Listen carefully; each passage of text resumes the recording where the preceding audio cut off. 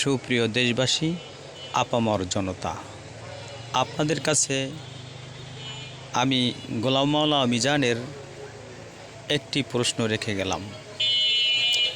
বলুন তো দেখি, একটি দেশে কখন এবং কেন গণ অভ্যুত্থানের সৃষ্টি হয়? গণ অভ্যুত্থানের মানে কি?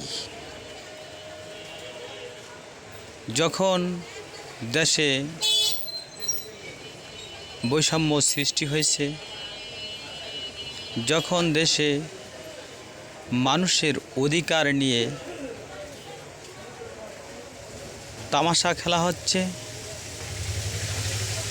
মানুষের প্রতি জুলুম, শোষণ, দমন পীড়ন শুরু হয়েছিল, একটি ফ্যাসিস্ট সরকার, স্বৈরাচার সরকার, সে তার ফ্যাসিস্টের আচরণ অতিমাত্রায় বেড়ে গিয়েছিল। নির্জীবে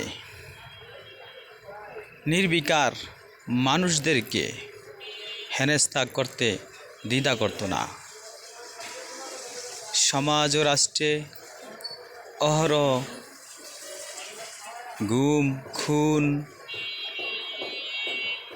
এবং জেল, জুলুম, নির্যাতন,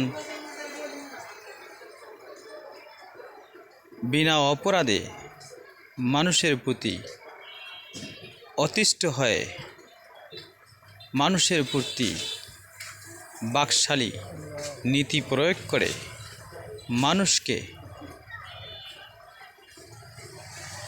প্রতিহিংসামূলক খুন করা হয়েছে, ফাঁসির মঞ্চে ঝুলানো হয়েছে, সংক্ষিপ্ত মিথ্যা অপবাদ, মামলা মোকদ্দমার সংক্ষিপ্ত রায়ের মাধ্যমে এ সমস্ত অন্যায় অবিচার হচ্ছে অভ্যুত্থানের মূল কারণ। সেই অভ্যুত্থানে ছাত্র জনতা সবাই মিলে ডাক দিয়েছিল গণ অভ্যুত্থানের। হয়েছিল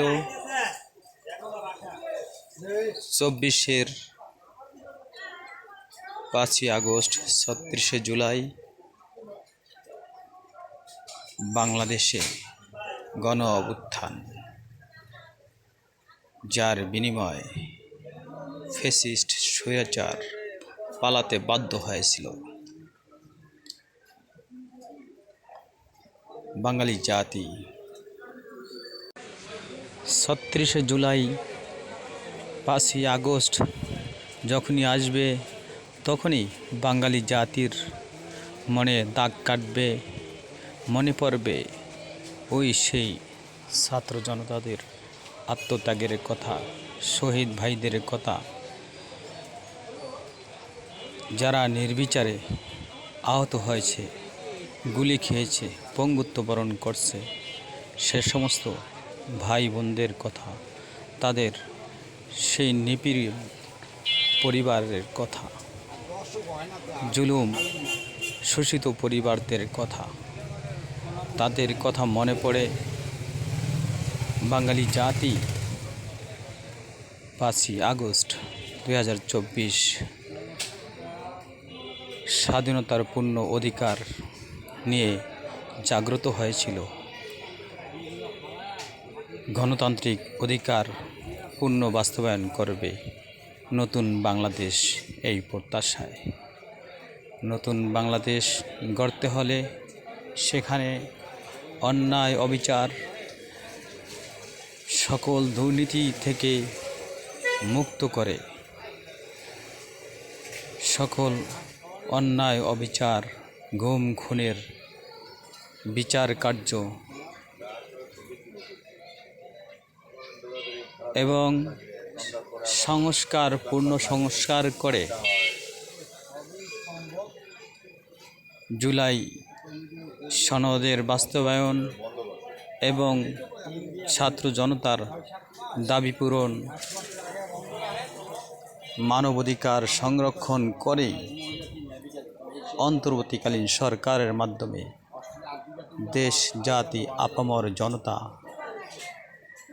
একটি কল্যাণমূলক রাষ্ট্র উপহারের দাবি করছে।